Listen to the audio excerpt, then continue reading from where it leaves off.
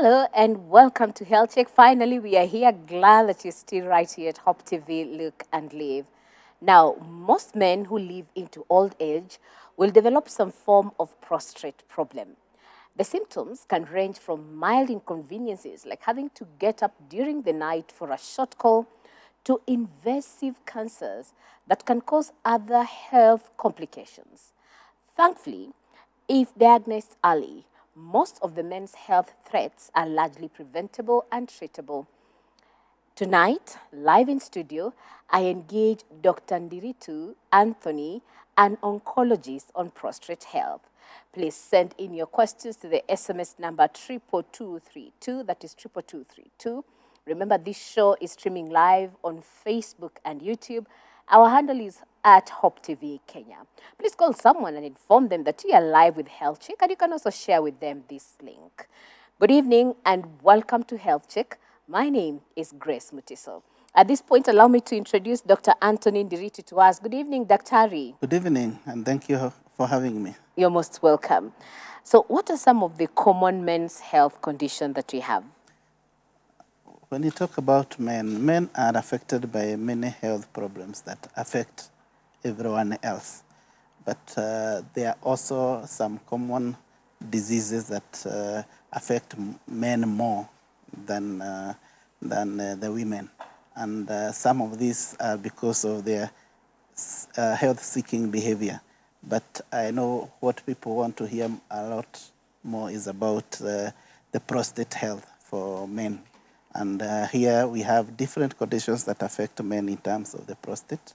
You have what we call prostatitis, which can be because of infection, that is inflammation of the prostate. Or the prostate might just enlarge, and that happens with age, which is a normal function. The other thing is they may have a more advanced problem, like the cancer of the prostate. But generally, they may have any other diseases that affect other people. And there are some that may affect men more. And also, if they don't go to hospital, they may be diagnosed with problems that are more advanced. But this is changing as men start going to seek health services. Okay. And then our discussion today, as you've mentioned, is about prostate. So what part of the body is that, and what's the function of the prostate? It is a very important gland. It is located just below the urine bladder. Just directly below it, you have the urethra that passes actually through the prostate. And that will be important when we are talking about the problems that come to the prostate. And then below it, you have now the urethra continuing to, because it's the one which helps to propel the urine out. But the urethra passes through the prostate, and that is important when we are coming to look at the diseases that affect the prostate and how they present. Yeah. Okay. And what is the connection between the prostate disease and aging in men? Yeah, that is a very important question that I can tell that you have read about the prostate a bit. The thing is that I said the prostate is a small gland, but normally, as you age, as men age, it becomes larger and larger. And that is a normal process in men. And the importance here is that as it enlarges, remember I've said that the urethra passes through. It may compress the urethra. And you find men, when they are aging, they have a problem sometimes passing urine, or they can't push the urine as they used to when they were younger. Yes. Yeah. So that's the connection. The connection is that it is a normal gland, but it keeps enlarging as you grow old, especially from the age of 40. It starts getting bigger and bigger. The other thing is, now that is when we are saying the normal physiological way of growth of the prostate. But apart from that, it may be also affected by other problems. Like when you talk about prostate cancer, you'll find that it is a disease mainly of the older men. So as much as you can have enlargement of the prostate without being cancerous, also the cancers tend to come as the men grow older. Yes. Yeah. You mentioned 40. So 40 is an age a man needs to look out for in relation to prostate, or it's not necessarily that number, just you need to be checked continuously? It is an important number. It is an important number. We'll come to it when we are talking about when does prostate cancer present, when should someone to go for checkup. So it is a very important age, especially when you are talking of men in our setting. That is the black man. Yes. Yes, it's an important age. Okay.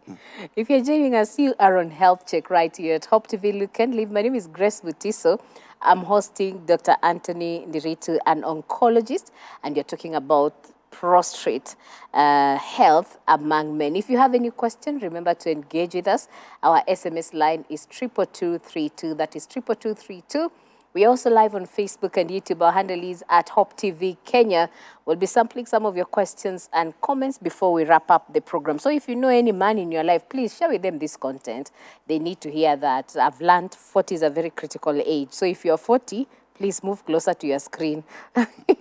You need to learn a bit about that. So help us understand, Daktari, what are some of the main forms of prostate diseases that we have? If you look at the prostate as an organ, I have mentioned some of the structures that are associated with it. Yes. You have the urinary, the urethra, you have the bladder, and then you have the other reproductive organs of a man. When you're talking of the common diseases that affect it, not all of them are cancer. And the most common, you'll find what we call prostatitis, and that is an inflammation of the prostate.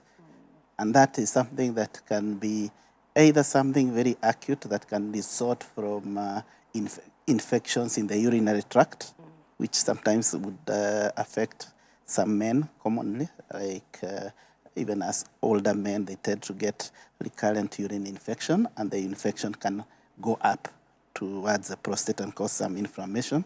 Sometimes some may get recurrent, and we call them chronic kind of prostatitis. That is not cancerous, it's just an inflammation of the prostate, and most commonly because of infection. And that we treat with antibiotics, and that should be well managed. Then there is what we call benign prostate enlargement in simple terms. And that is the one I said, as a man grows older, the prostate becomes larger and larger. And that is not cancerous too.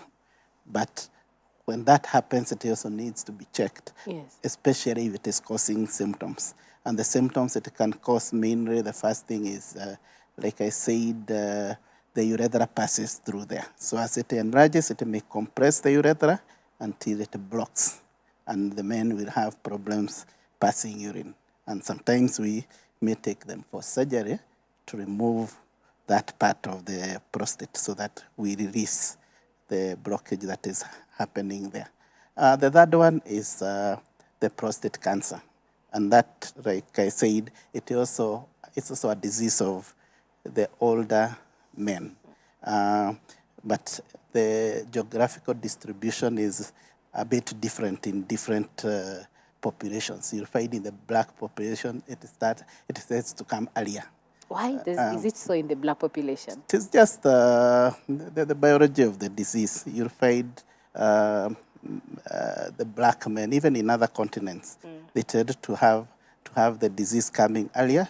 It tends to be more common in the black men. They also tend to come with more advanced disease, and sometimes even more aggressive disease than the others. And we'll come to that now when we are talking over how to screen. So prostate cancer is the third health problem related to prostate that comes to men.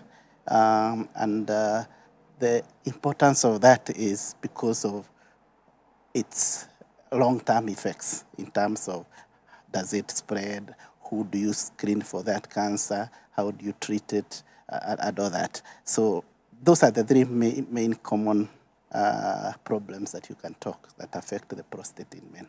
Okay. Yeah. In all these three, is there some pain involved, or what should the man look out for to know what I need to go and see a doctor?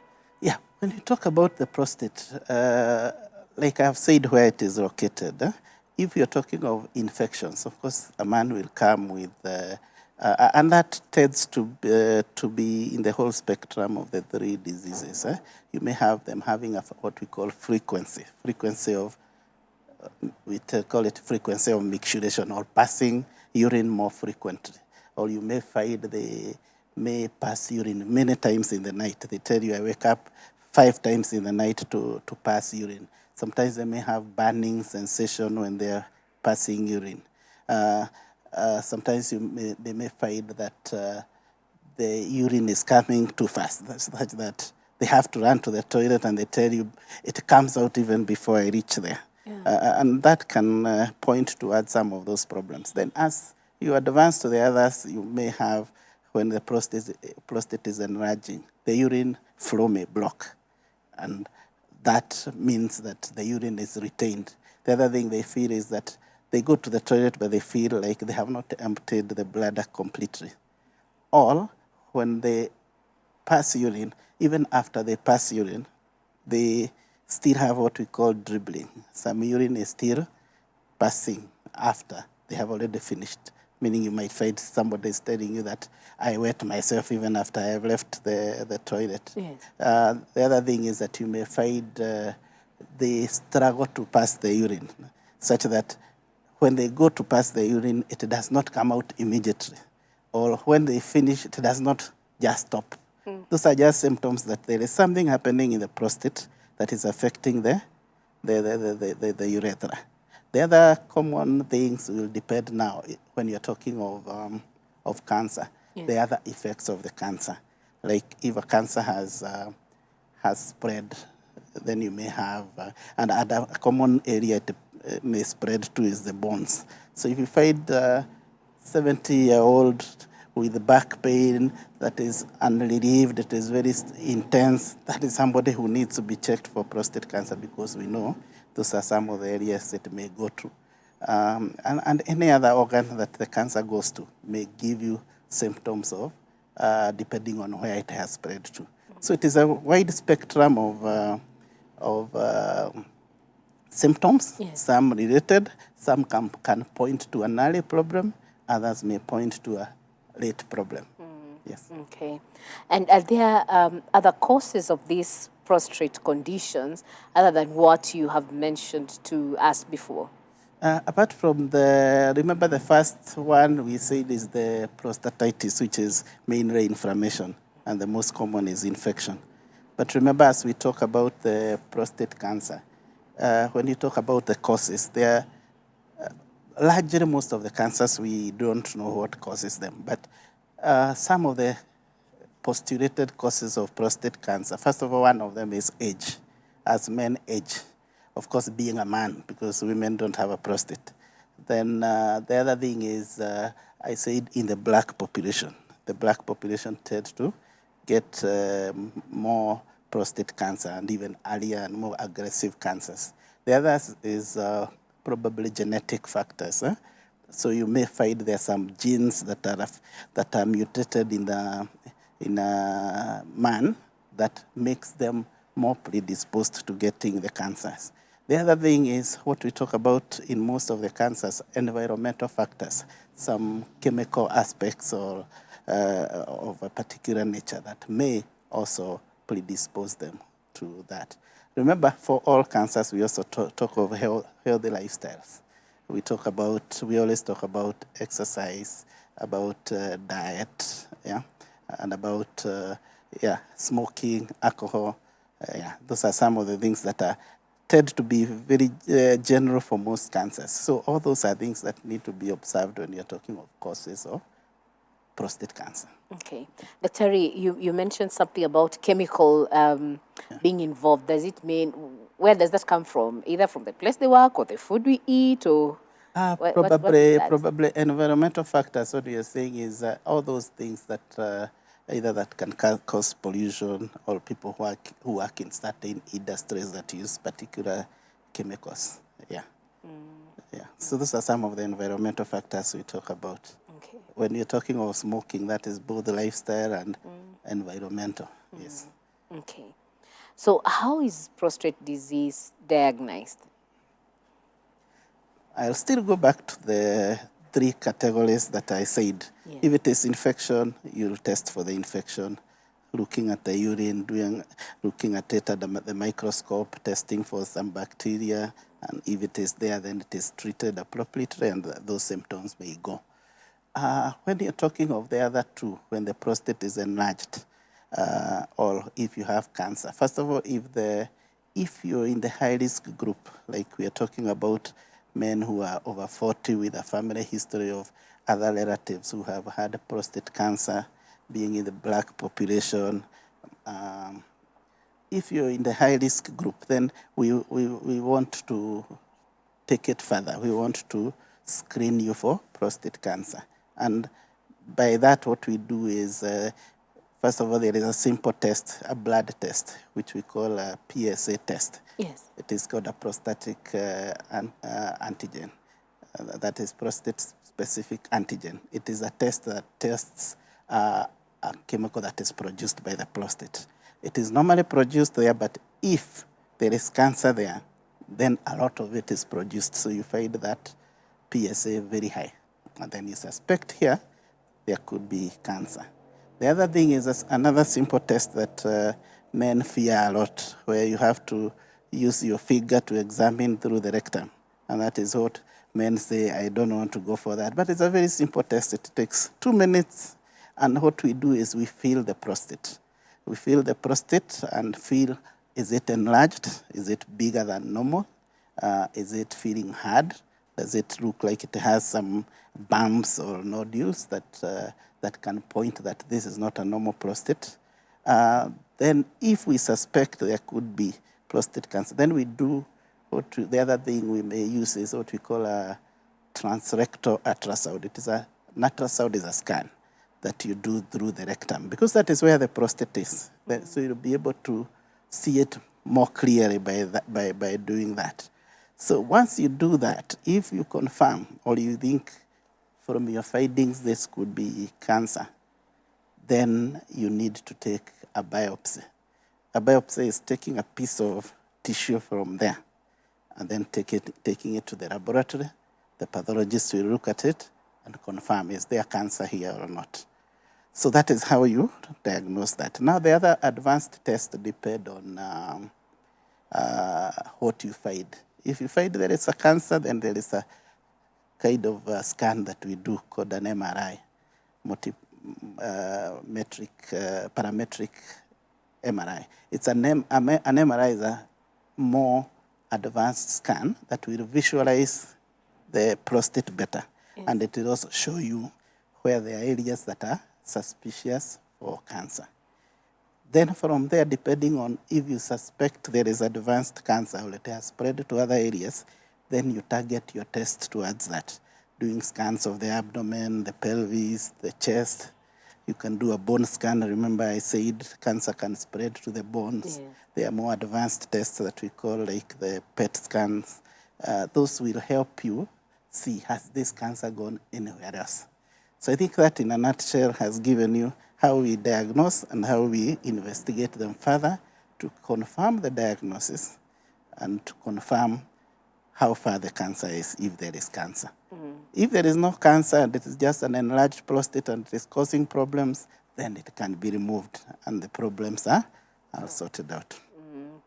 And you mentioned, Dr. Ndiritu, that most men fear coming for check. In your opinion, and having interacted with them, what could be the problem?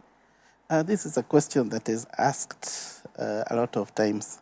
What makes men not go to the hospital? Yeah. I think it's just their nature of being men. Men rarely go to hospital. Men want to think they are okay all the time. And even when they are not okay, they hope something will happen and they'll be okay.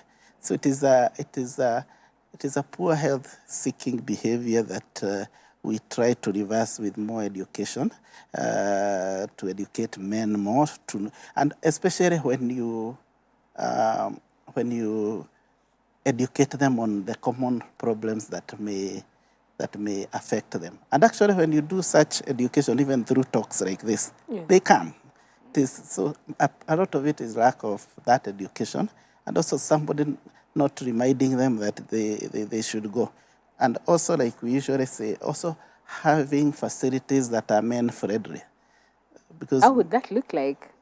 It is being friendly is a lot of men don't want to come and they have a problem and the clinic is full of women. So you want a specific clinic where men are able to come, share with their fellow men what they are experiencing, and feel comfortable in their environment. And once you do, let's say, conscious efforts to make it easier for them to come, they usually will come. But it is a work in progress. Yeah. Do you have some of those men-friendly sort of hospitals or clinics, if I may call, that a man would feel that safe to come for such a checkup because it's a serious issue, Daktari? Yeah, you'll find a lot of hospitals make that effort of arranging for health checks for men. Yes. And they put for them packages that are targeted for men, and they will do specific clinics for that kind of thing. But even in simple clinics, you just arrange that a particular day you will see the men, and they'll feel comfortable coming. But like I said, it is work in progress, and it requires also a lot of education so that men also know, what am I going for? Because you'll find a lot of men, if they are not feeling pain anywhere, they'll tell you, the last time I was in hospital, I was a small child. Yes. Yeah. So I think it is just to encourage them. And also when you go for clinics, ask your doctor, what can I advise my husband to do? And you may be given a leaflet, he'll read it. He'll tell you, when you take it to him, he'll tell you, I'll go. But with encouragement, he will go. Yeah. Okay.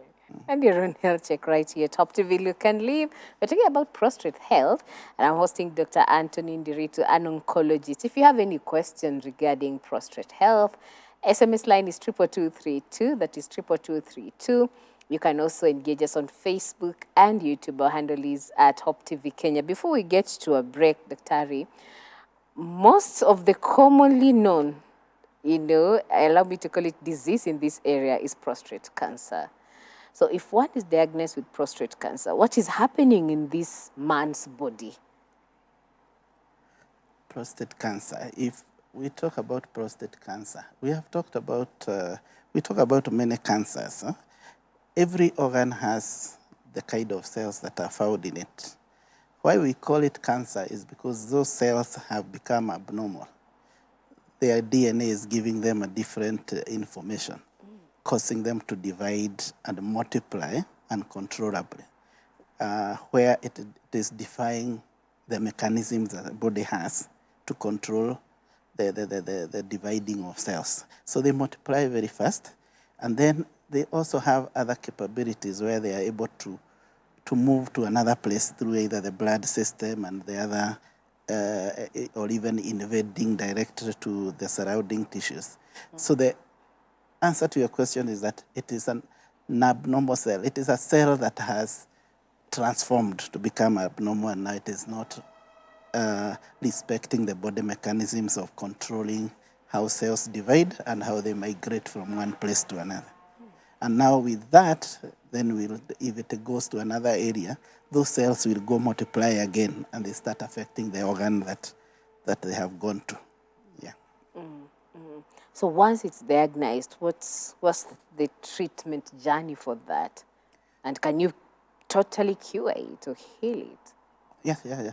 I think when you talk about the journey, I mentioned a bit about the journey for once you diagnose the prostate cancer. And the first thing is, once you have found there is cancer, then you need to know what stage is it. The stage means how big is it, where it is, has it gone to any glands or what we call the lymph nodes. Also, you want to know, has it gone to other organs.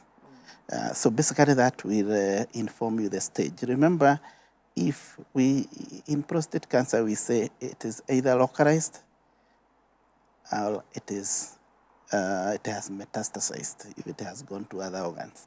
If it is localized and early cancer, it is treatable and curable.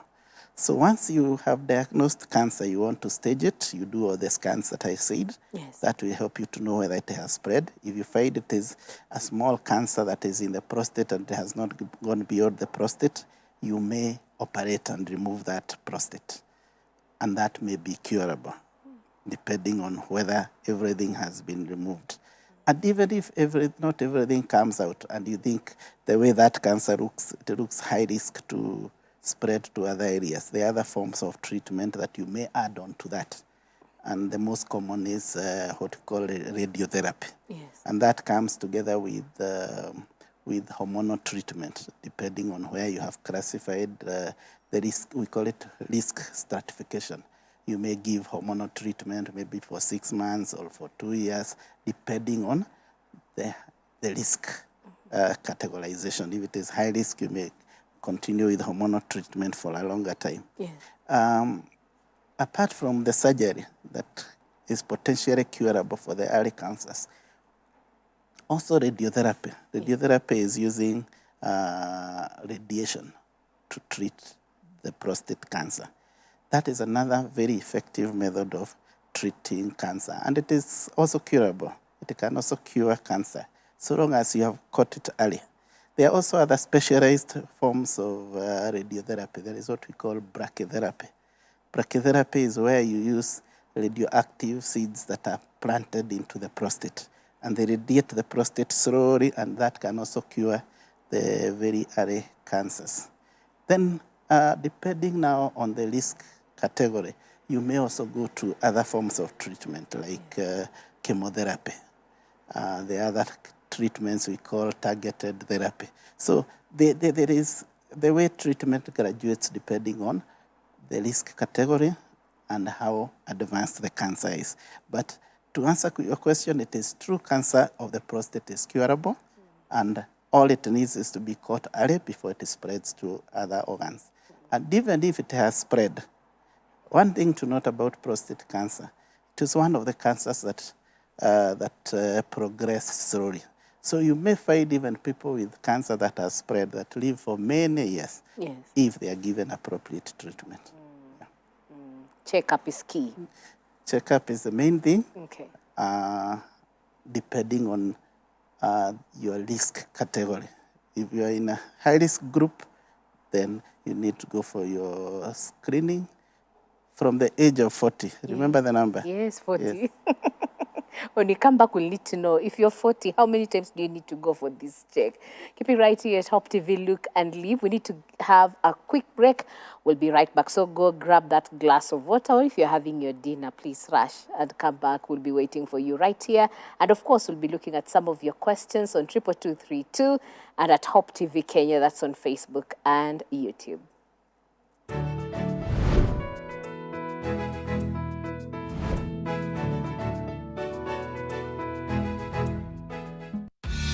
Hope TV has continuously provided you with life-inspiring Christian content.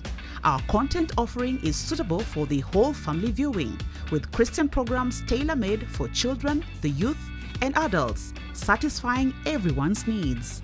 We are glad to announce to you that Hope TV now broadcasts 24/7 on our website www.hopemediakenya.org, so you can catch all your favorite programs wherever you are. That's www.hopemediakenya.org to watch the Hope TV live stream. Hope TV, look and live.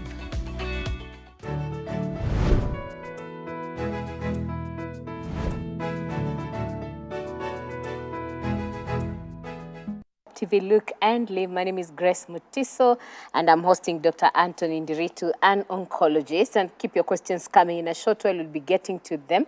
The SMS line is 22232, and at Hope TV Kenya on Facebook and YouTube. On the comment section, you can drop there your question or comment. And of course, the numbers will keep scrolling at the bottom of your screen. Before we went on break, Dr. Anthony, I promised to ask, so for the high-risk men, 40 and above, it said life begins at 40.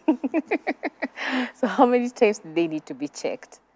When you talk about, remember we said about the African men. Yes. Those are the ones we are saying they tend to get more cancers than the Asian community, or what we call the Caucasians.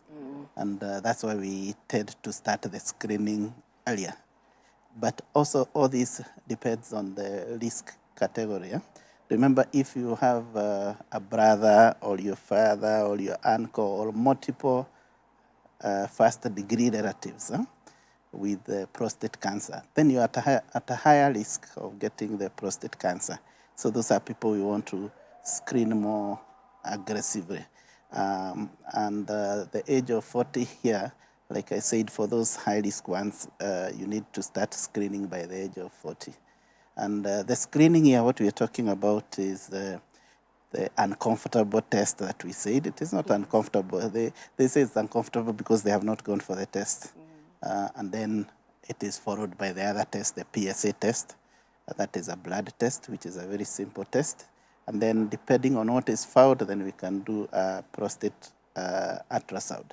The other thing that I need to mention here, because we are talking of who to screen. Yes.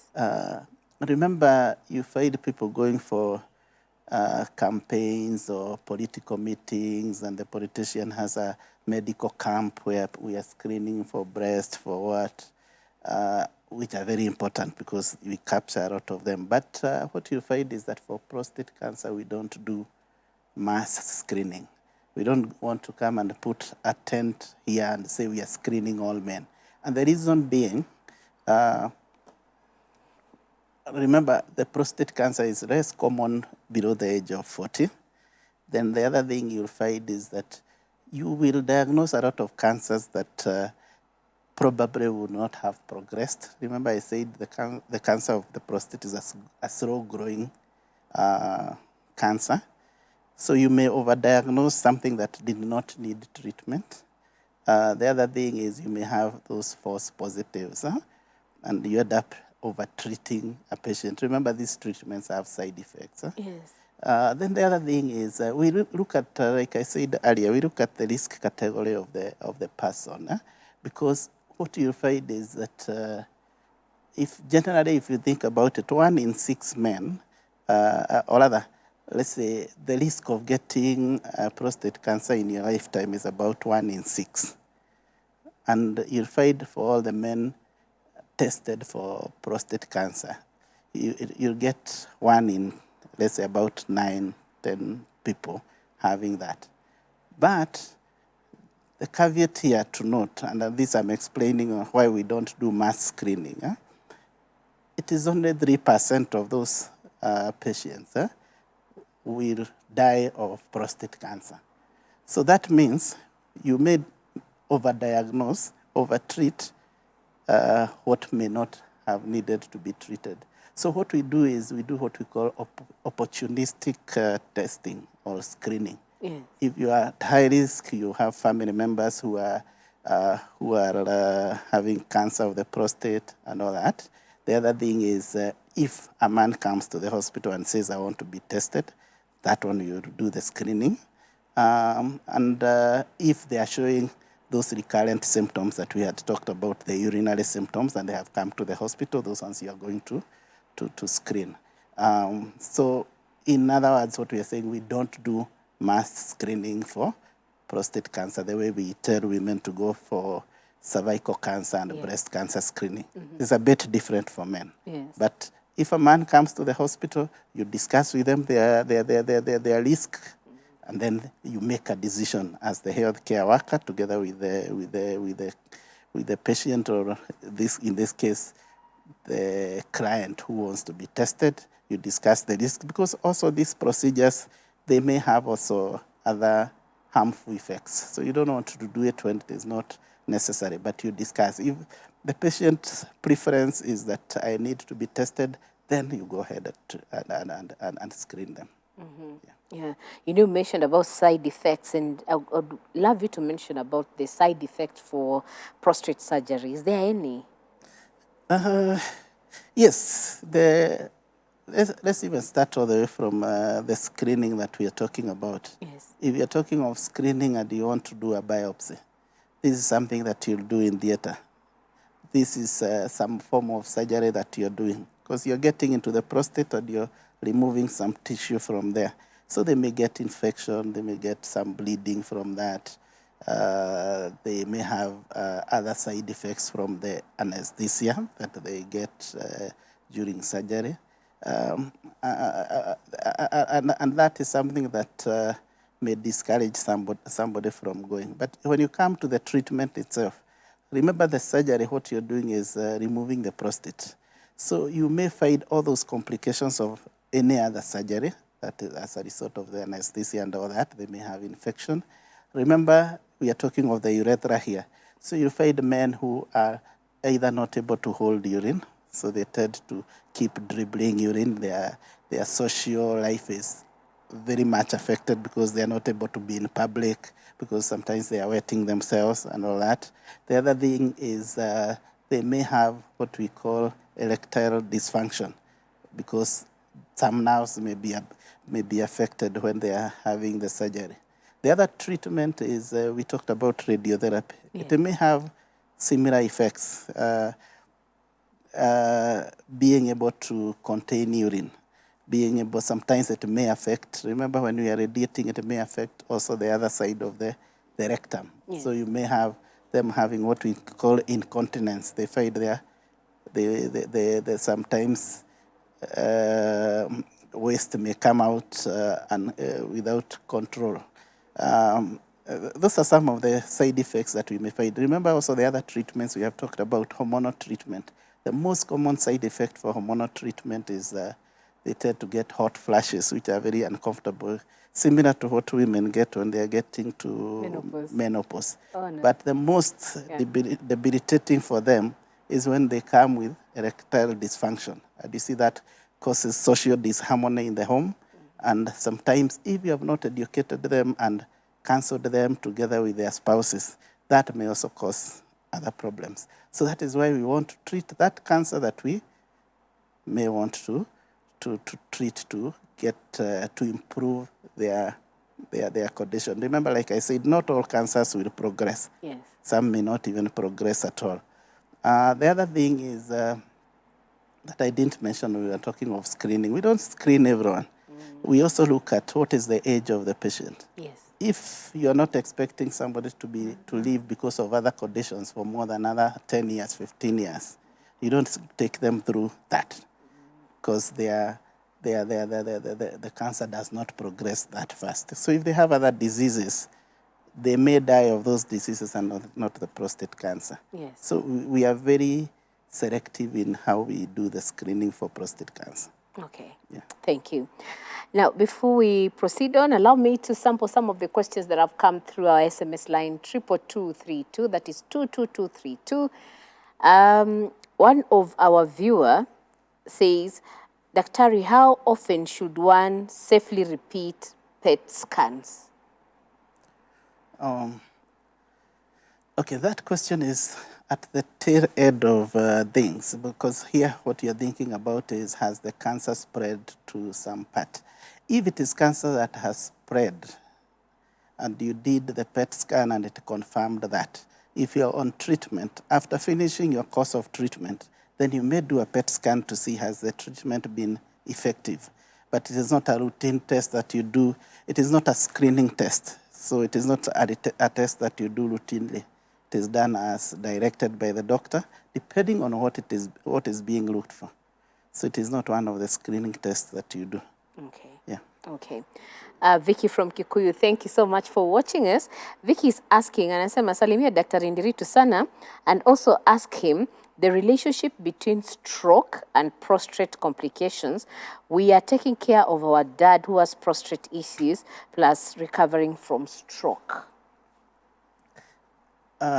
Probably we can say they are not directly related, but remember we said prostate cancer is a disease of the older men.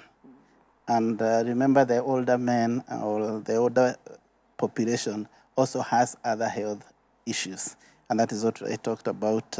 They may have other health problems, cardiovascular diseases, where the stroke would come in. Yes. Such that on top of having prostate problems, the older people also get other medical conditions, hypertension, diabetes, and all that. And in terms of how those conditions progress, if they have prostate cancer, you may associate it, but it's just because they are in the same age group in terms of predisposition. Yes. But there is no direct cause of that you can say, anyone with prostate cancer, usually they'll get stroke. No, it is just the diseases of old age. Okay. Yeah. Yeah. And I wanted just also to talk about the do's and don'ts after a man has gone through prostate surgery. What is expected of them and not expected of them, so that to help them recover quickly? In terms of do's and don'ts, there are no do's and don'ts. In terms of, remember, cancer of the prostate or any other cancer is not a cancer that can spread to anyone. So in terms of their lifestyle, they should try to live as normal lifestyle as they had been living before the treatment. But remember, I talked about some of the complications they may get, which may hinder them from assuming normal lifestyle. But in terms of diet, in terms of their occupation, in terms of their other activities, they should just be as normal as possible. There are no restrictions. Yeah. Mm-hmm. And then how can men, what can men do to keep to be healthy in terms of their prostates? I talked about it earlier, the things to look for. Remember, we said how it comes about. Of course, there is nothing you'll do about growing older. No. There is nothing you'll do about being African if you are African. Remember, even the other populations, they also get. Yeah. There is nothing you may do about your genetic makeup. So the thing is observing the normal, healthy lifestyle. Exercise, reduce smoking. No, stop smoking, not reduce. Yes. Reduce on alcohol, stop alcohol intake, do exercise. The other thing is just to discuss with your doctor about your risk category so that he can advise you. Together with your doctor, you can decide, do I need to go for screening and do I need to go for checkup? Then you will know if I have a family history, I need to start my screening earlier. Yes. But there are no other specific things that you may say this will prevent prostate cancer. Okay. As we wind up, Daktari, what support can the family give if they have their loved ones who, has prostate cancer? When we talk about prostate cancer, I normally tell my patients that there is no cancer that is good, but prostate cancer is one of the cancers that tend to behave well in terms of most of them are not very aggressive. They grow very slowly. Yes. And you find some of them, they are detected early, they are curable. And even those which are not curable, the patients also tend to live a longer life. So for the support that the patients need to be given is to be encouraged, to be told that there is something that can be done about it. But most importantly is the kind of problems we have talked about in terms of treatment, especially with the spouses, to understand that why this man is having, let's say, the hot flashes, is because he's getting a hormonal treatment which is affecting his body hormones and making them, you may find somebody is just seated here and they start sweating, and that is because of treatment. And the other important one I said is the erectile dysfunction, to find that this man has had an operation on the prostate, or has had radiotherapy to the prostate, or is having hormonal treatment, and he may not be able to function sexually as before treatment. Yes. And it requires a lot of counseling, a lot of understanding, and a lot of encouragement to these men, because you don't want them to go into depression, which will also cause other series of other problems that will affect the family if they are not able to work because of depression and all that. So they require a lot of support, encouragement, and also interacting with other men who have had similar problems through the support groups and all that, so that they are able to be encouraged and to realize that they can live a comfortable life even after treatment for prostate cancer. As we conclude, Daktari, you've mentioned something, and you don't want it to scare men from coming for checkup on that area of dysfunctioning, in matters bedroom. Does it improve after treatment? It depends on a few factors. Remember, when we talk about hormonal treatment, it is for a certain duration. Yes. So those symptoms improve with time. There are also medicines that they are given to help them function better after the treatment. Also, when you talk about surgery, we are talking of, we have advanced more in surgery. There are surgeries that are now more targeted, that you'll be able to avoid severing these nerves that we are talking about. And you're able to retain the sexual function. Also for radiotherapy, we have advanced. I've talked about a treatment called brachytherapy, which is very localized. And it also has helped us reduce on these side effects. But remember, some of those things that may happen, would you rather stay with the cancer than having it cured? You better have it You cured. better have the cancer cured. You have a family, you have loved ones that you need to take care of. They need you around. But we mitigate on those side effects, and we are able to work through them so that a man is able to resume normal function. So men should not be scared. Let them come for checkups. Let them be advised on who needs to go for these checks, who needs to go for screening. And if it is diagnosed, like I said, it is one of the cancers that tend to behave well. And men are able to live for very many years, even when it has spread to some organs. Yes. Yeah. Where can we get you, Daktari? Where can the men get you, especially men? Because you're a man, they'll easily come to you like a female Daktari. Yeah, but a lot of times men don't, actually don't select, especially if they are used to coming to the clinics.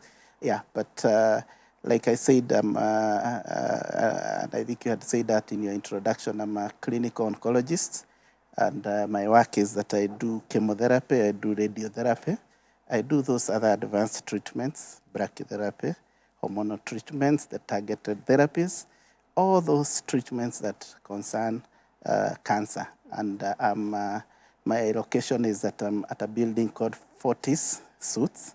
Fortis Suites is on Hospital Road, and we are called Kilimani Cancer Center.